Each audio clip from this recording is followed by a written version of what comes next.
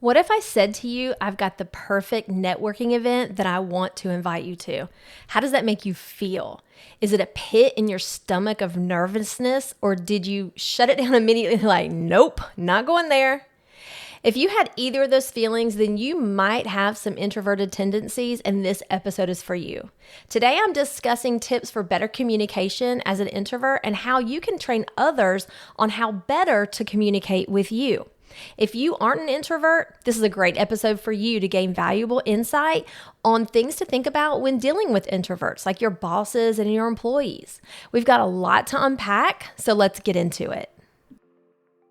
Hey there, gorgeous, and welcome to the Influence Over 40 podcast. I'm your host, Annie Kilko, and this is your go-to podcast for navigating the empty nest era with confidence and entrepreneurial spirit. I'm that crazy dog mama adjusting to life after kids and quite honestly, still trying to figure out what I want to do for a living. I'm a former boutique owner and seasoned mompreneur, and this show is dedicated to empowering women just like me, over 40, to embrace their unique journeys and thrive in the digital age. Join me for inspiring discussions on confidence building tips, mindset work, social media strategies, and how to be successful as an introvert and essential business tools. I'll also give you the real scoop on whether I think the latest and greatest digital way to make money is the real deal or a huge waste of time and dollars. Whether you're looking to reinvent yourself or take your business to new heights, I'm here to help you chase your dreams and be unapologetically and authentically yourself online. Follow the Influence Over 40 podcast and don't miss out on all the valuable tips and tools to make your business journey and 2.0 era easier.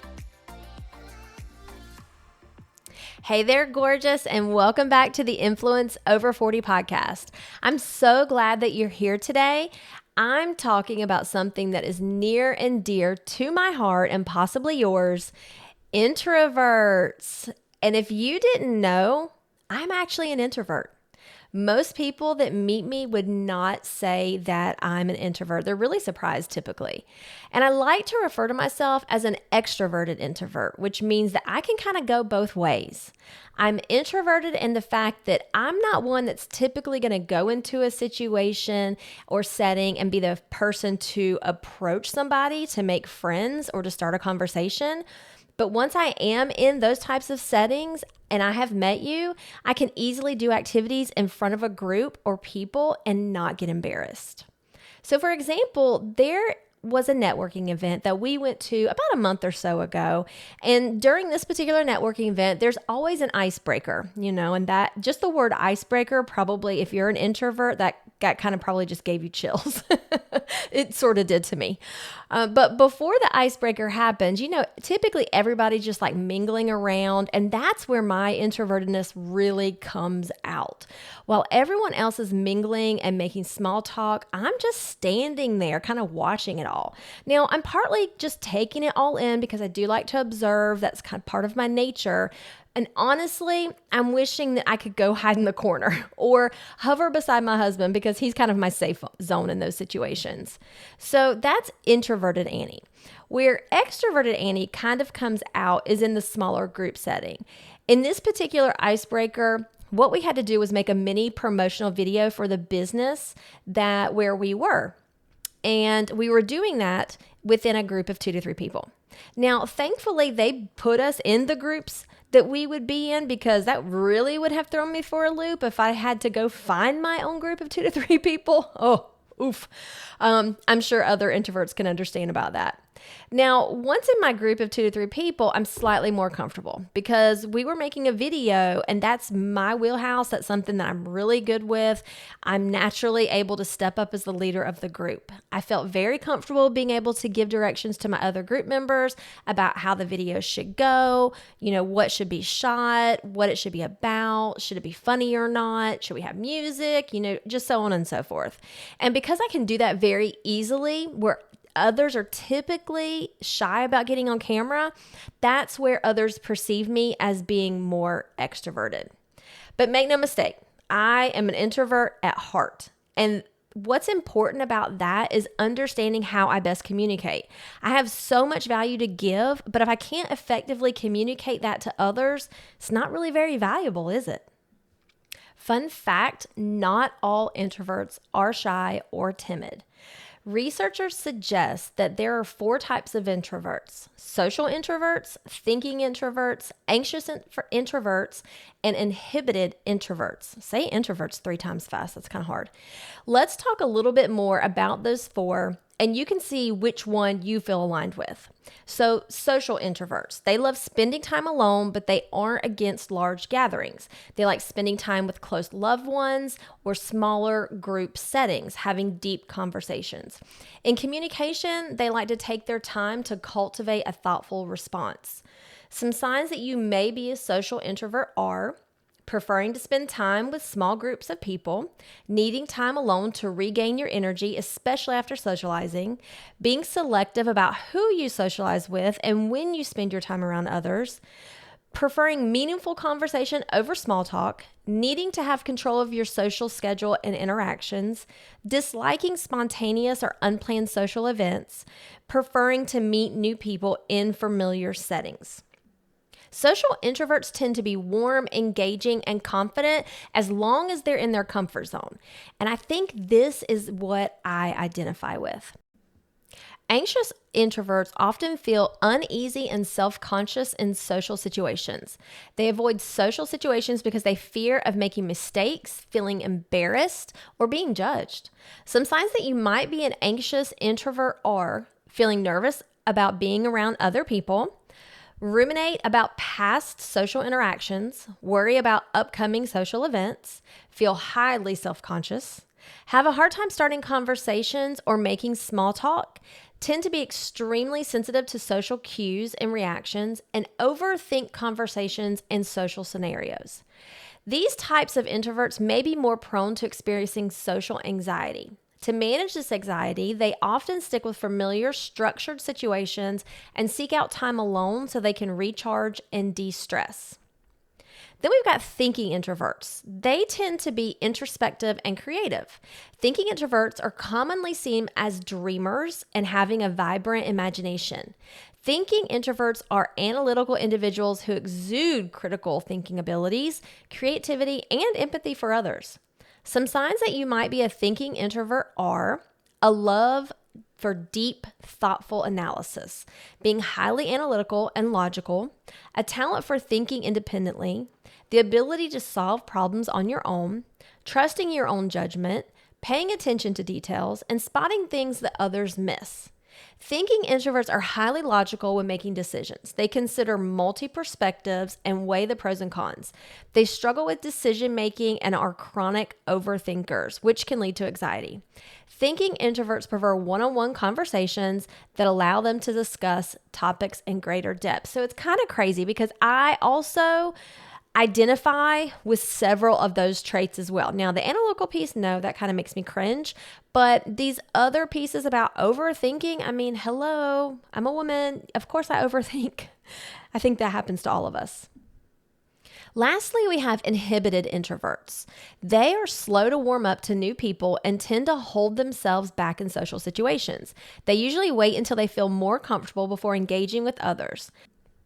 Signs that you may be an inhibited introvert are very cautious when making decisions, think before you speak or act, slow to warm up in social situations, prefer having a routine and predictable schedule, avoid spontaneous or unpredictable events, love to plan ahead carefully, give thoughtful and deliberate responses, enjoy engaging in inner reflection, pay a lot of attention to detail, and need lots of time alone, especially after you've been engaging in social interaction.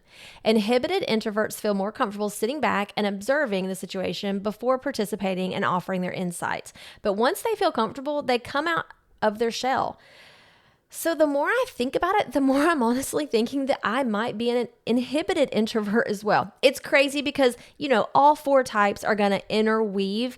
But I am curious, what type of introvert are you? Did any of these feel true to you in your experience? I thought I was a social, but now I'm really just not so sure. No matter which type you identify with, though, you've got to be able to communicate with everyone. And here are several things that I do as an introvert to communicate better. I ask questions. I ask lots of questions, actually. So I like to lead the conversation because I really don't like small talk, and it's hard for me to get to know people. What I do is ask lots of questions about them. And that way they are talking. I can process what's going on. I can process what it is that I want to say next. A question that I'll often ask is, tell me more about that. And that gives them space to continue. It's an open-ended question. It's not a yes or no. And that allows them to kind of take the conversation where it needs to go, which makes that super easy for me. Another thing that I do is I express that I'm processing it. And the way that I do that, when I'm asked a question and I don't necessarily have an immediate answer because, I'm a thinker. I have to think about what it is that I want to say. And then I want to form my answer so that, it comes out the way that I want it to. So I say things like, I'm just thinking that through. And that indicates to others that I'm thinking about what it is that I want to say. And it's not that I just don't have anything to say. So that's a significant difference. I've also mastered this statement. That's a great question or thought. Let me think about that so I can give it my full attention and get back to you. And what that allows me to do is it gives me time to internalize how I feel or think about it. I can do research if I need to. It allows me time to organize my thoughts, which gives me confidence in my answer. And that's really helpful. Another thing that I like to do is write it down, and when you can write it down, it gives you the ability to reword and you feel really good about your response. You've probably heard the old saying, practice makes perfect. So I like to talk it out with my spouse or, with somebody that can give me some feedback. And if you don't feel comfortable doing that, like sometimes when you have a phone call to make, maybe write out a script or have questions written down that you want to make sure that you ask or that you get answers to or get across. And that way, you can make sure that you're communicating clearly. Practice in the mirror or just reading it over and over, all of that makes you more familiar. And the more familiar you are with something, the more comfortable you're going to be with it. Now, another thing that you can do is ask for an agenda beforehand. If you're having a meeting, that's a great idea to be prepared. And it allows for you to be prepared. If I have someone that wants to meet and talk about something, or, you get that message that says, can we have lunch? I'd like to pick your brain about something. Well, when that happens, I need time to formulate my answer. So I will typically ask them if they have questions, can they go ahead and send those over to me in advance just so that I can organize my thoughts to better help them. Another way to communicate clearly with somebody who is not an introvert is giving nonverbal clues to show that I'm listening. So like smiling, nodding my head, kind of just making eye contact, making sure that they know that I'm there and that I am participating in the conversation. Now, I will say, make sure that when you are smiling and nodding, that if they are saying something that you disagree with, then don't nod yes when you don't disagree. Make it known that, maybe that's not necessarily your opinion. This next one might be one of my favorites. It's okay to say that you prefer to text rather than call. Hello, me, I am a texter. I don't hate to talk on the phone, but when I get an unexpected phone call, it causes me stress. I don't have time to mentally prepare for the phone call or think about, what it is that I want to say. Whereas texts, on the other hand, they allow me to think about my response and communicate in a way that's more comfortable to me. And this is a great one. This is a great pro tip. Take an extroverted friend to break the ice. So I use my husband for this because he is a typical extrovert. He loves to talk. He's always needs music. He needs the TV going on. He loves social plans and he loves meeting new people. And I literally can feel my energy draining just talking about it. But for all these reasons, he's a great person to take as my sidekick to events where I know I'm going to have to, either I don't want to go to, or I know it's a networking event where I'm going to be meeting new people. This is the biggest one for me, and I know for many of my introverted friends. Understanding that I need to recharge my battery, and that means saying no. Ooh, I know that was hard to even say no, even through the podcast. Even though I hate to disappoint people, and I also get FOMO, fear of missing out for anyone that isn't familiar.